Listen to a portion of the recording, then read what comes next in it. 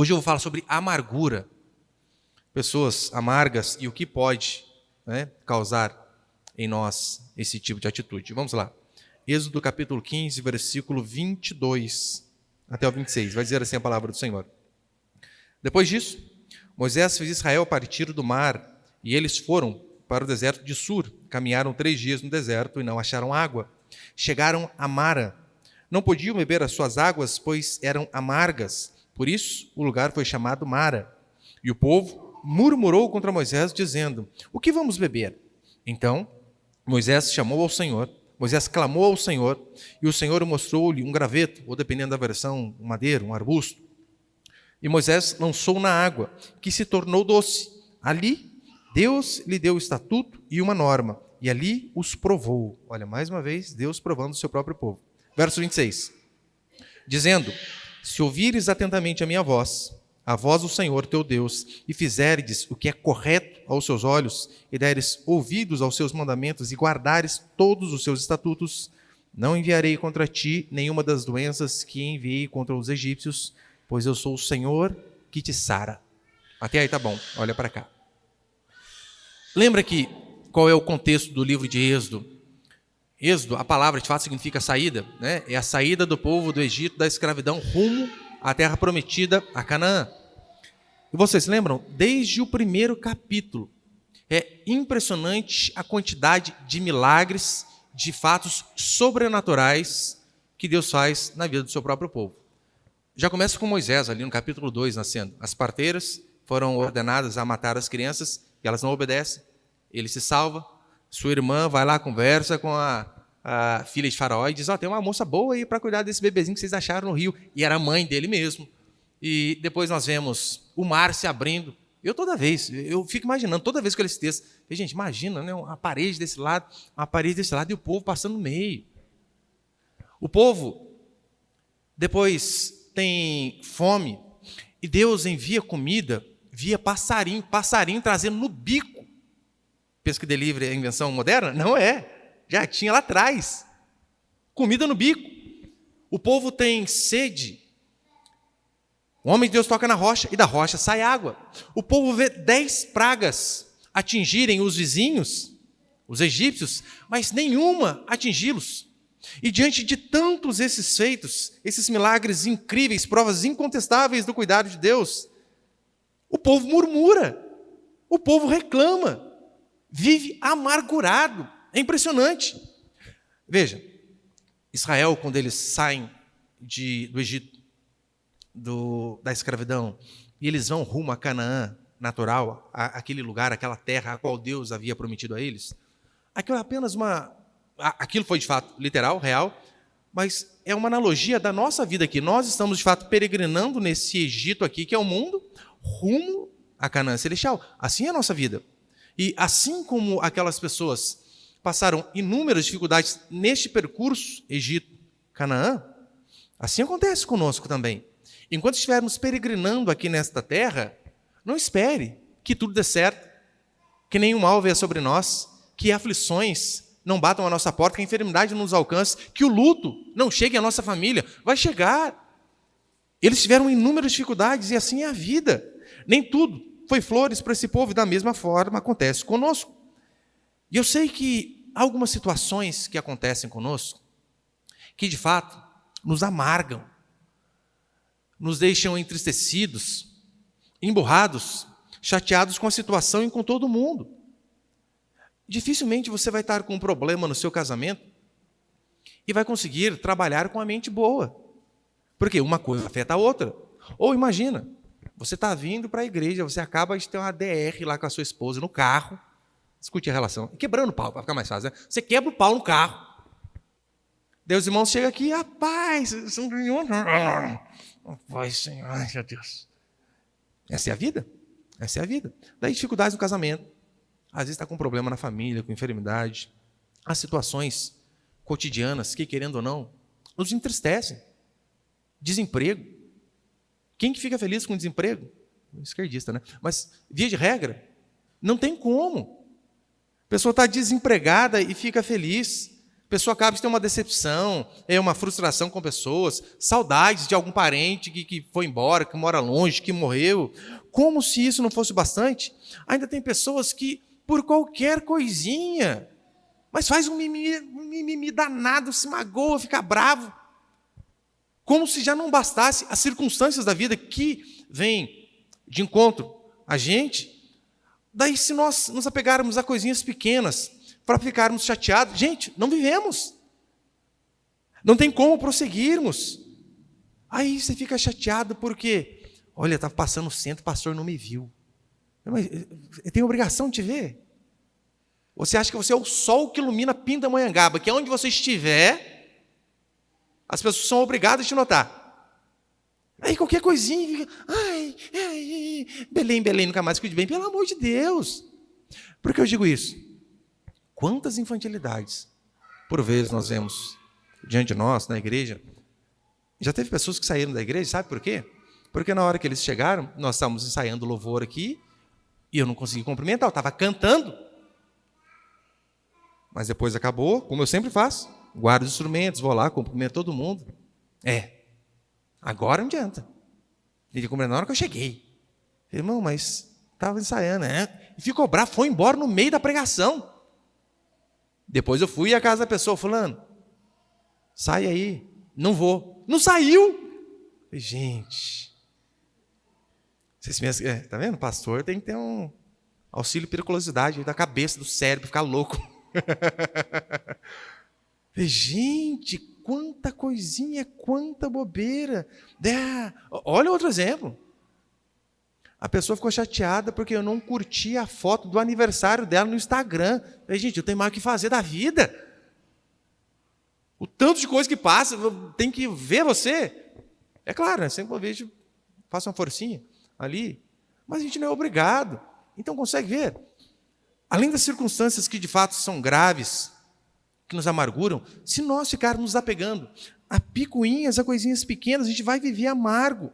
Só que as pessoas magoadas esquecem que essas mágoas nos amarguram, fazem mal para nós e para todo mundo que está ao nosso redor.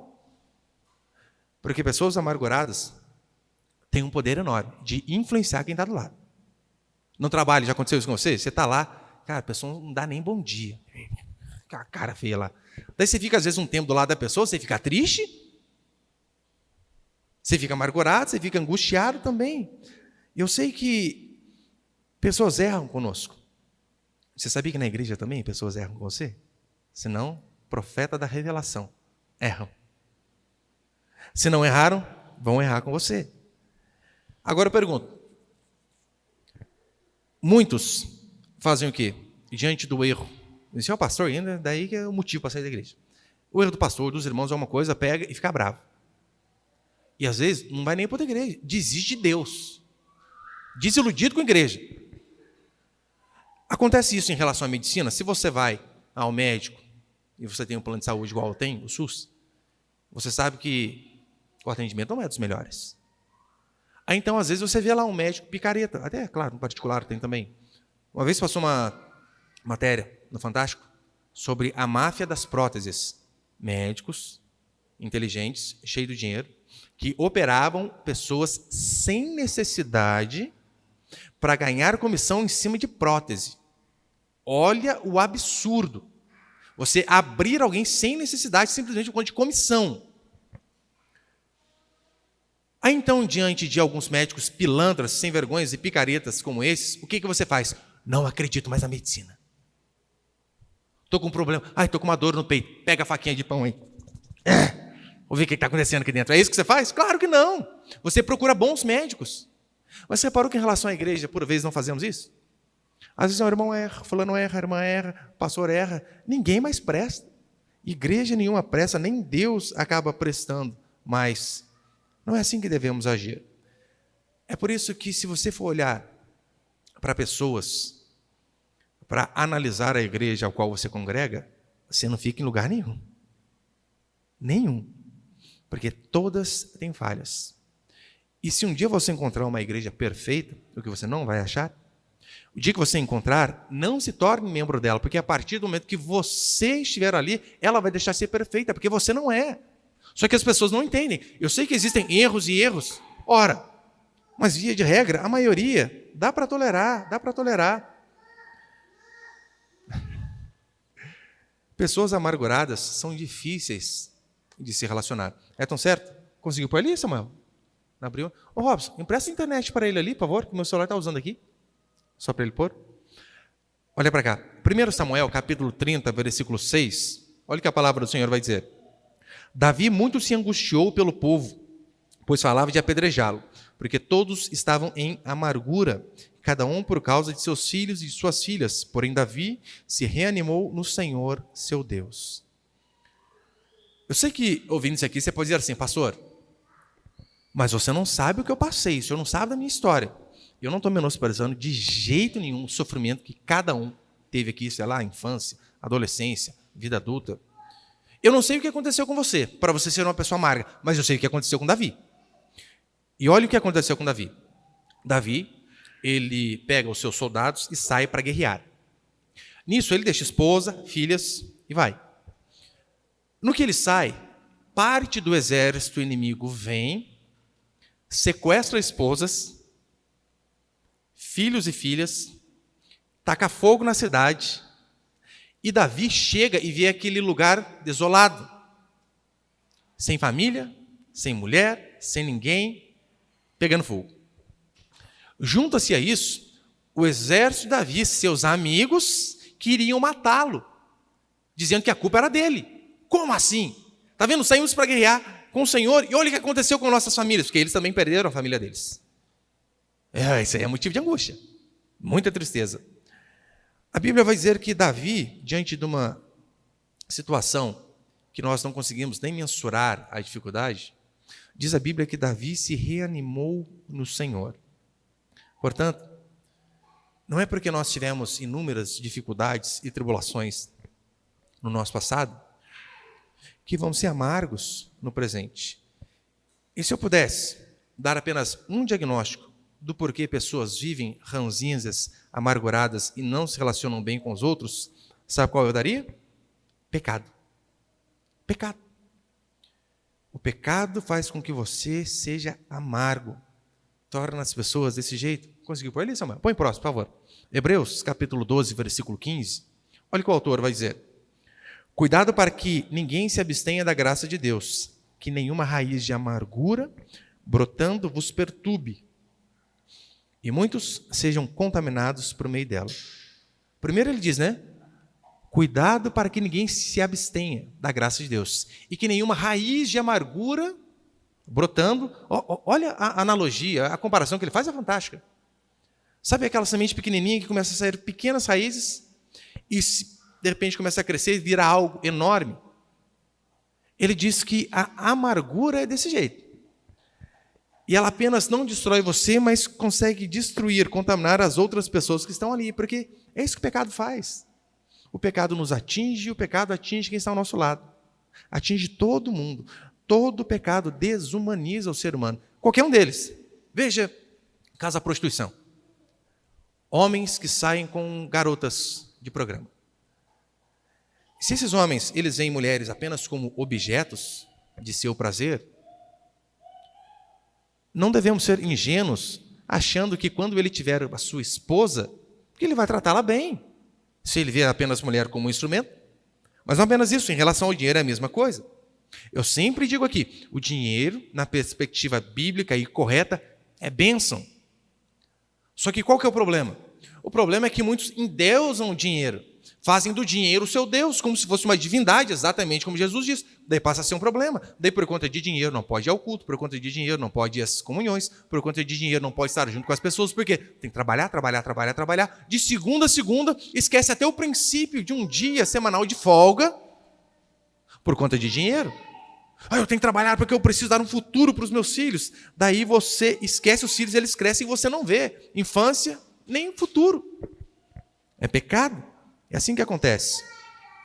O orgulho é outra praga. O orgulho, ele é um pecado tão terrível que ele nos faz tratar pessoas mal. Eu quero passar aqui, hoje eu vou passar apenas três pecados que de fato nos trazem amargura e por final vou dar a cura com base nisso aqui que nós vimos nesse texto. Primeiro pecado que nos causa amargura, põe ele, por favor. Inveja. Esse é o primeiro. Eu tenho quase 20 anos de cristianismo. 20 anos. Via de regra, nós vemos igrejas, principalmente neopentecostais, gostam de campanha, né?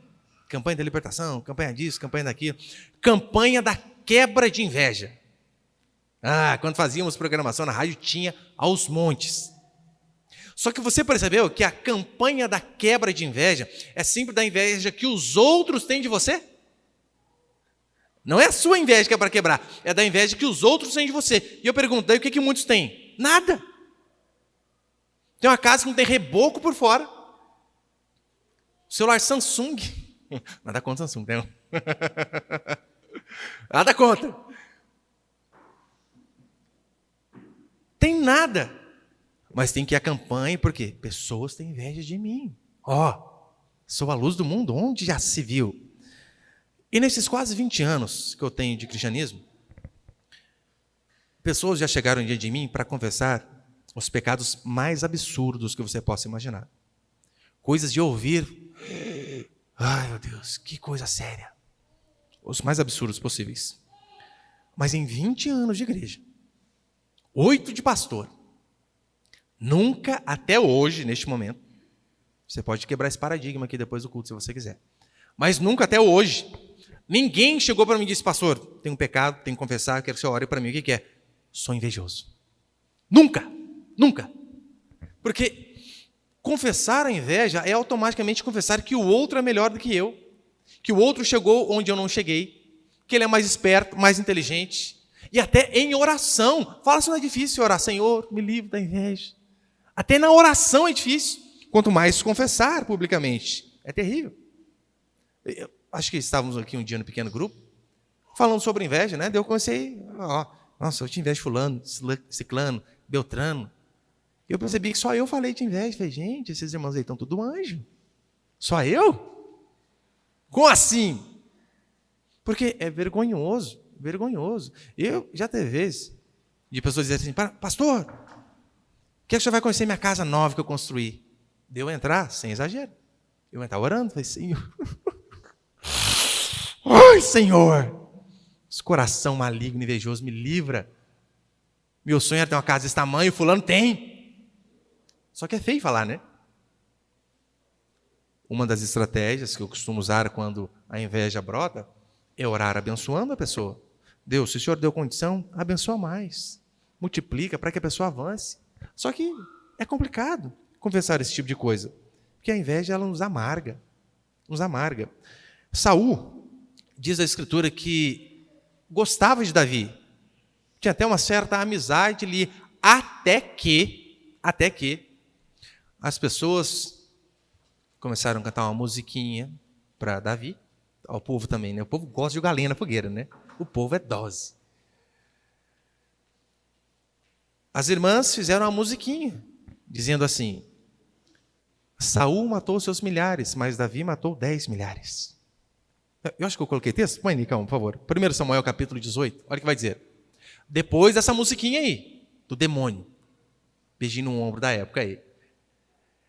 Saul, que era amigo de Davi, olha o que aconteceu. Daquele dia em diante, Saul passou a olhar Davi com inveja. No dia seguinte, o espírito mau da parte de Deus se apoderou de Saul.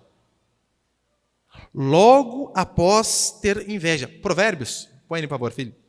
Provérbios, capítulo 14, versículo 30 diz, o ânimo sereno é a vida do corpo, mas a inveja é a podridão dos ossos. Na nova tradução da linguagem de hoje está ainda melhor. Está assim, o ânimo sereno é a vida do corpo, mas a inveja é o câncer dos ossos. Aquilo que apodrece o esqueleto, que é a sustentação do ser humano. Eu sei que ouvindo aqui, isso daqui, você pode dizer assim, pastor, o senhor está descrevendo minha vizinha. Ela que tinha que estar aqui. Eu falei, não, estou falando de você. De você mesmo, de mim. É de nós. Nós somos dessa forma aqui, devemos lutar a cada dia. Por isso que eu sempre digo, olha, Deus fez o homem à sua imagem e semelhança, mas o diabo o refez de orgulho e inveja. E que é um sinônimo? Que é um sinônimo de inveja?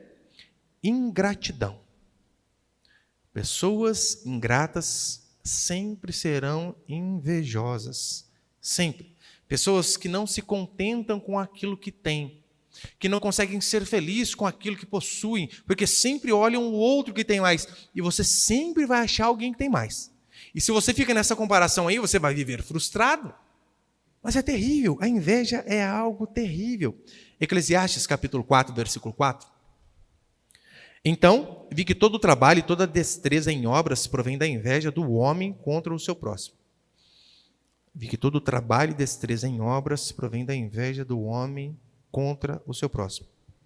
O que ele está dizendo aqui é que a motivação do trabalho de muitos, para não dizer todos, não é glorificar a Deus, mas é: como pode? O fulano tem e eu não tenho. Vou conseguir também. Aí, por conta disso, ele acorda mais cedo. Ele dorme mais tarde. Ele se dedica. Ele esquece a família. Trabalha igual um camelo. Por quê? Porque ele não consegue aceitar que o outro é superior a ele. Porque, convenhamos, quem que lembra do segundo? Ninguém. Ninguém lembra. Eu perguntei de manhã, o Samuel respondeu. Perguntar outra coisa. Você lembra quem foi o segundo colocado da Copa de 90? Você não lembra. Você lembra o campeão. Você lembra também? Pelo amor de Deus, você sabe tudo.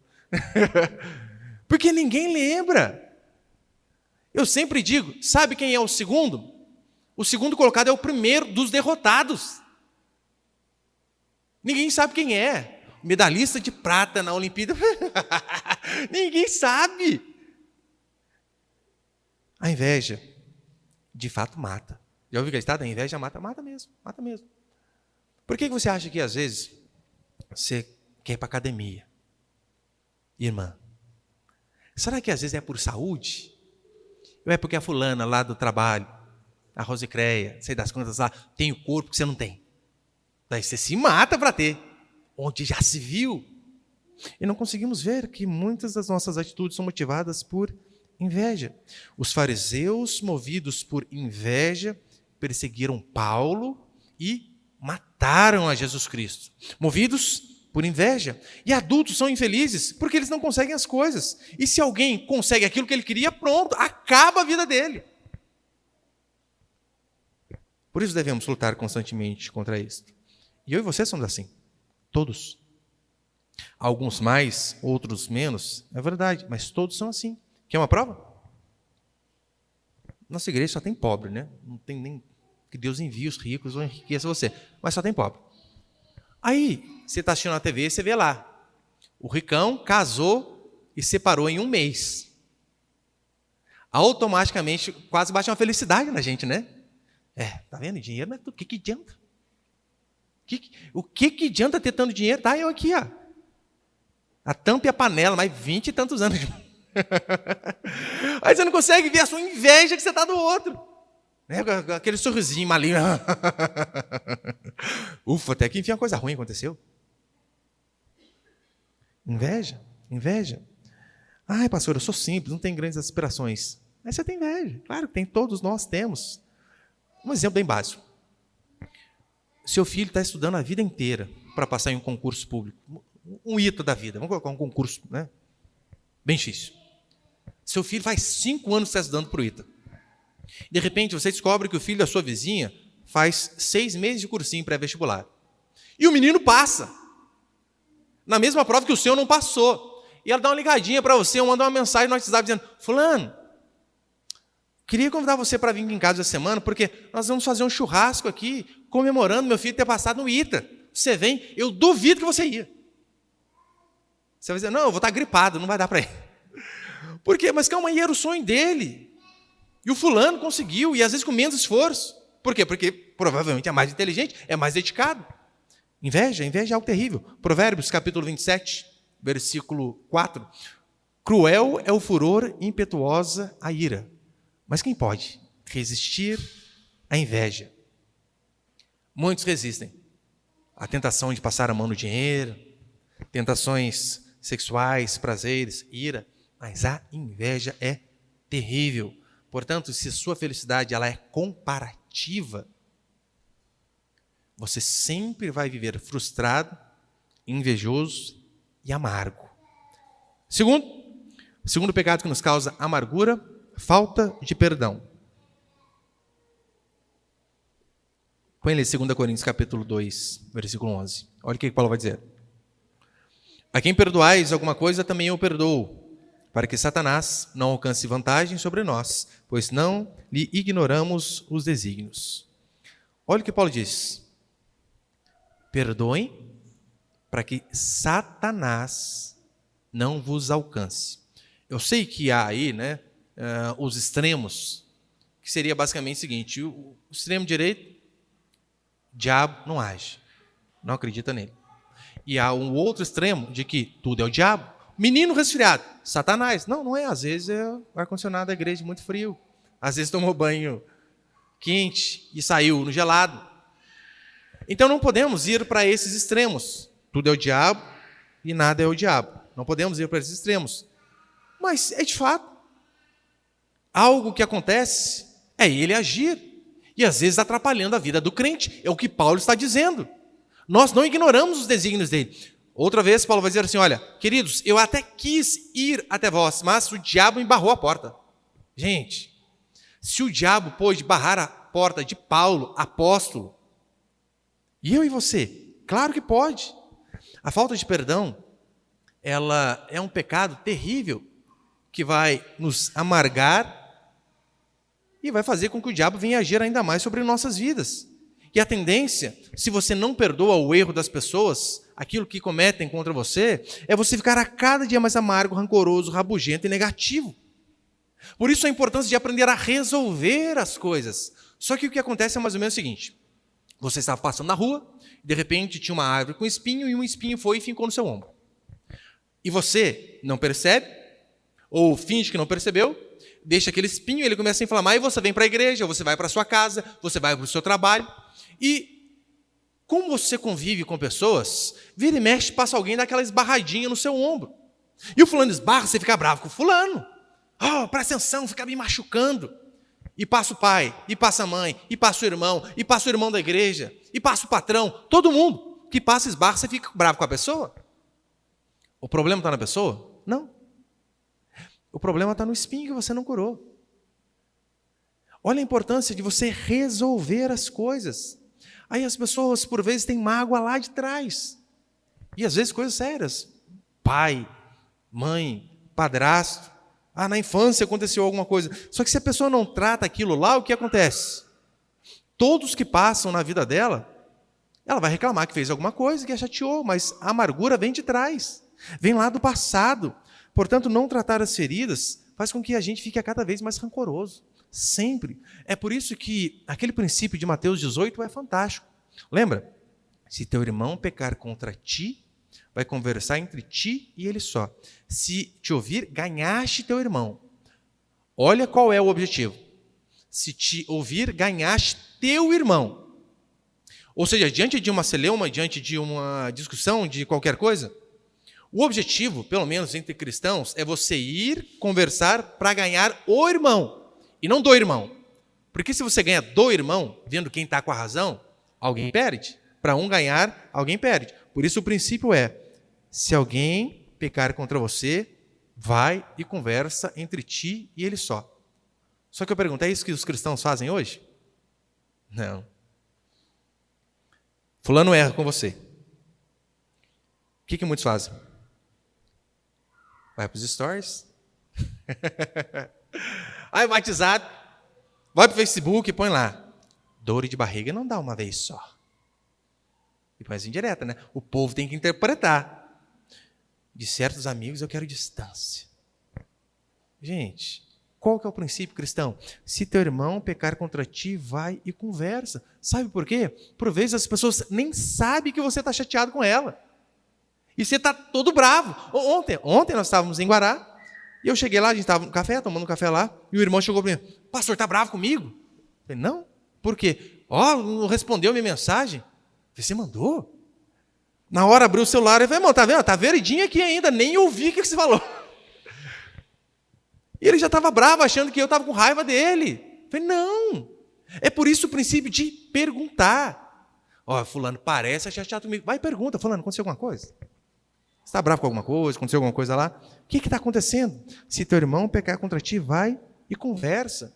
Não fica falando para todo mundo, não. Porque às vezes acontece isso, ninguém sabe. E eu sei que quem é casado, né? Tá ali. Quem é casado, às vezes, é mais complicado, porque a esposa quer que a gente adivinhe o que ela está chateada. Para a gente ficar mais difícil. Os irmãos, fala Deus. E às vezes é assim que acontece. Aí se você vê a pessoa chateada, a esposa, e você vai e tem a audácia de perguntar por que você está chateado, aí você toma uma invertida ainda, né? 23 anos e não sabe por que eu estou chateado? Complica o nosso lado. Não é mais fácil falar? Não é mais fácil conversar? É por esse motivo que o mandamento, o segundo maior deles, é ame o próximo como a ti mesmo. Por que você acha que é ame o próximo? Gente, amar o que está longe é fácil. Fácil. Pessoas, às vezes, na internet mandam mensagem, pastor, que bênção, pregação. Ai, queria estar aí na igreja. Os irmãos aqui talvez não tenham esse mesmo pensamento, não. Aqui, eu visito, eu vejo as coisas erradas, falo, fulano, não faz assim com seu filho. Às vezes fica bravo comigo. Mas consegue ver que amar o pastor da internet é fácil. E o seu pastor que, por vezes, vai ali e vai dar aquela puxãozinho de orelha básico com você, ele falando, parece que não. Fica mais difícil. Por isso que amar o próximo, no caso marido, filho, esposa, é ainda mais difícil. Portanto, para o cristão, o perdão, ele não é uma opção. O perdão para mim e para você é um mandamento. Não existe o caso de você pensar assim, olha, não sei se perdoou. Não, não tem. Pastor, mas o senhor não sabe o que fizeram. Eu não sei. Não estou menosprezando e não preciso saber. O que eu sei é que há um mandamento para mim e para você. Na oração do Pai Nosso, Jesus nos ensina, perdoe os nossos pecados assim como perdoamos aquele que nos tem ofendido. É basicamente uma condicional, né? Quer ser perdoado dos seus muitos pecados? Perdoe também quem erra com você. E é claro que é difícil perdoar, claro que é. Em 2008, talvez alguns aqui vão se lembrar, aconteceu aquele caso aqui em Santo André, perto de nós, quando uma menina chamada Eloá Pimentel, acho que tinha 16 anos, foi sequestrada pelo namorado, eu não lembro se era Lindbergh, alguma coisa assim. Foi sequestrada pelo namorado, a polícia veio, cercou o prédio, todas aquelas coisas. E antes da polícia entrar, o rapaz foi e matou a menina, 16 anos. E foi uma comoção nacional na época, né? Saiu na televisão, quase que ao vivo. Muito terrível. E foi em 2008, eu tinha ali 1 ano e meio mais ou menos de cristianismo, que eu tinha me convertido. Eu lembro de ver imagens do velório dessa moça, adolescente, o corpo dela ali assim, fresco, e a mãe, que acabou de perder a filha. Pesquisas vão dizer que a maior dor do ser humano é a perda de um filho. Só quem passou por isso, de fato, deve poder comprovar, que Deus nos livre. Mas se a gente perde mãe e pai, que é o natural, o originário da vida, já é dolorido, quanto mais quando essa ordem se inverte. Mas está ali, filha de 16 anos, e a mãe dizendo assim, fulano, citou o nome dele, eu te perdoo por você ter tirado a vida da minha filha. Eu vi aquilo ali e falei, gente, essa daí eu não sei se falou da boca para fora, mas se falou de verdade, essa é crente de verdade. Essa entendeu que só há uma coisa mais difícil do que não perdoar. Sabe o que é? Guardar mágoa. Perdoar é muito difícil, muito. Mas há algo pior do que isso, mais difícil. Guardar mágoa. E terceiro e último para encerrar, põe por favor, meu filho. Terceiro princípio, terceiro pecado que nos amargura, culpa. Culpa. 2 Coríntios 7,10, Paulo vai dizer assim, porque a tristeza, segundo Deus, produz arrependimento para a salvação que a ninguém traz pesar. Porque a tristeza, segundo Deus, produz arrependimento para a salvação que a ninguém traz pesar. Qual é o contexto aqui? Você vai e peca, comete algum erro. Pecado melhor, né? Fala aí, Ron. Vai e comete um pecado.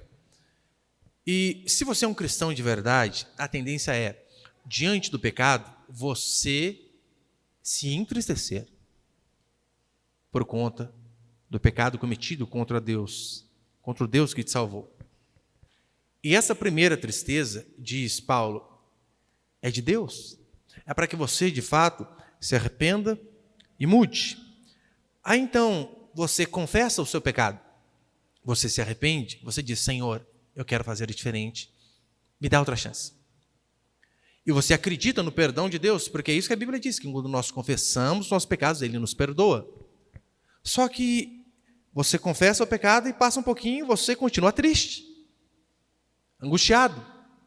Aí a Bíblia vai dizer que daí não tem a ver com Deus. Aí já é o diabo acusando você. Porque se você sentiu aquela primeira tristeza, se arrependeu, pediu perdão, e ainda assim você continua triste, aí já é o diabo tentando nos acusar, para nos deixar a cada dia mais distante do Senhor.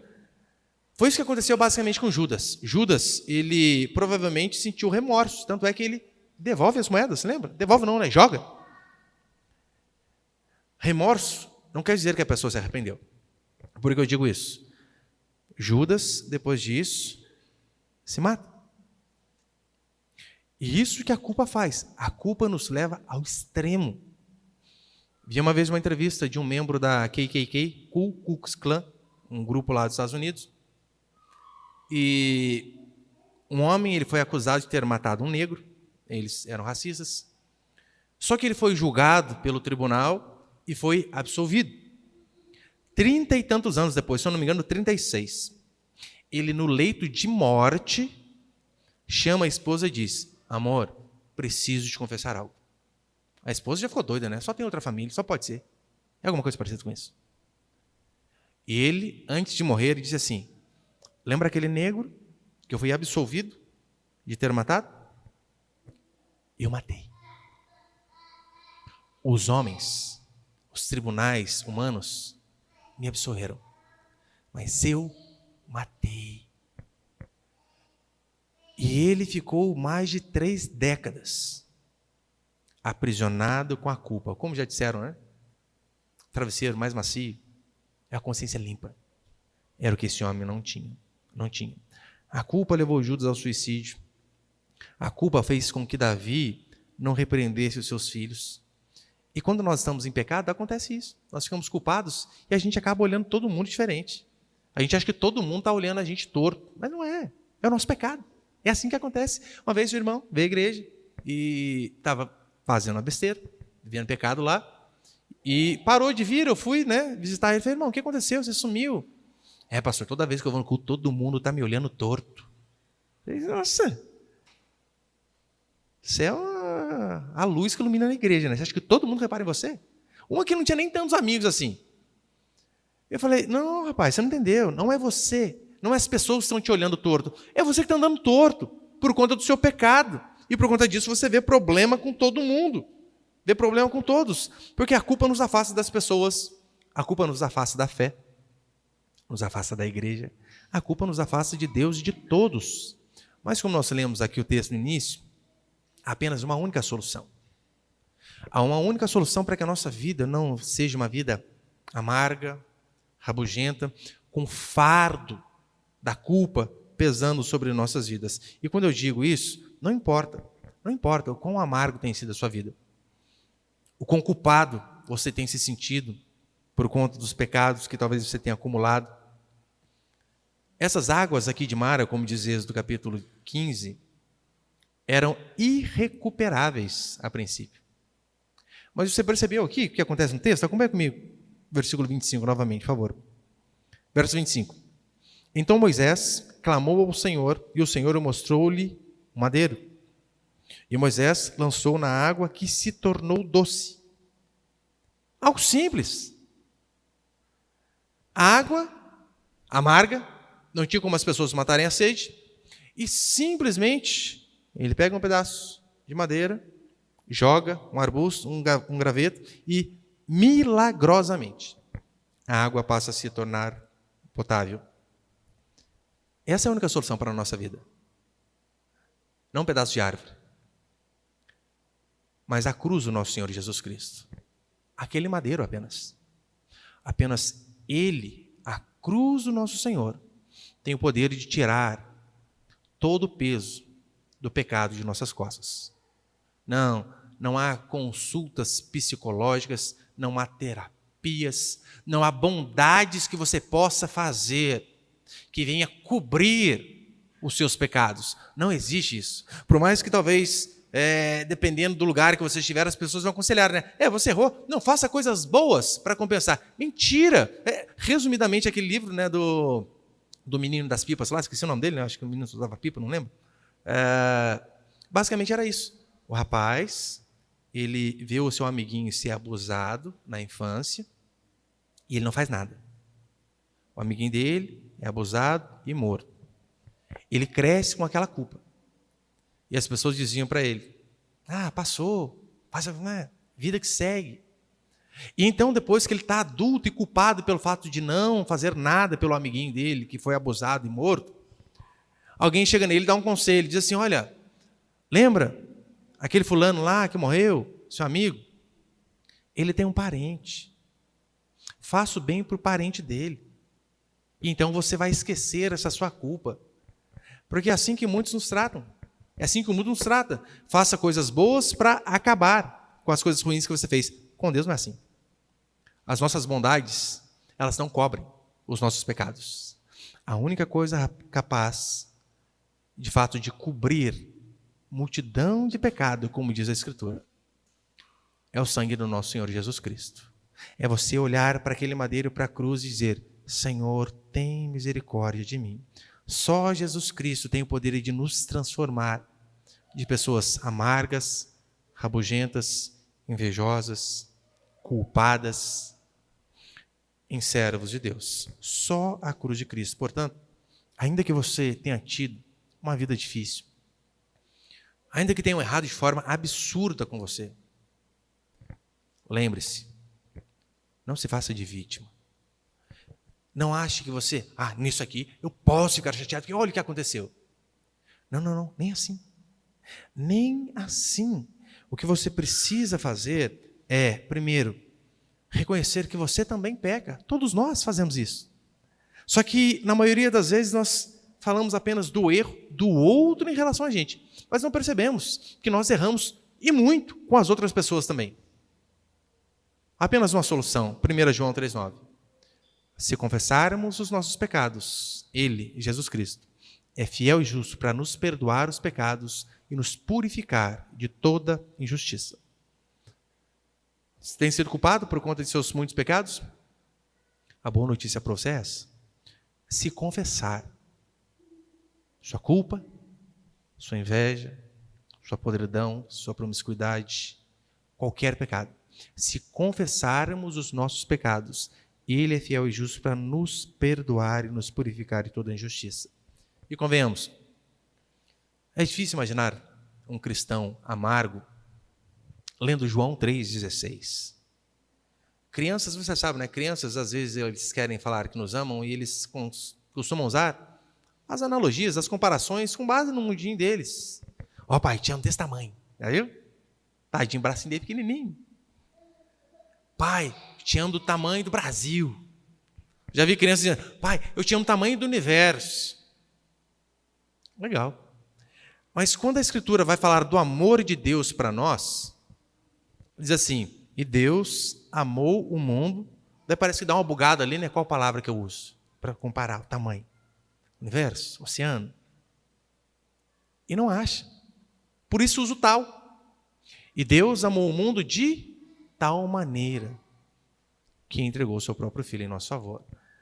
Sabendo que nós somos amados por Deus, não tem como você ficar amargurado se o fulaninho não ama você. Se o fulano não dá atenção para você. Mas a única forma, de fato, de você vencer a culpa, os seus pecados, é confessando e também perdoando aqueles que erraram conosco. Amém, meus irmãos?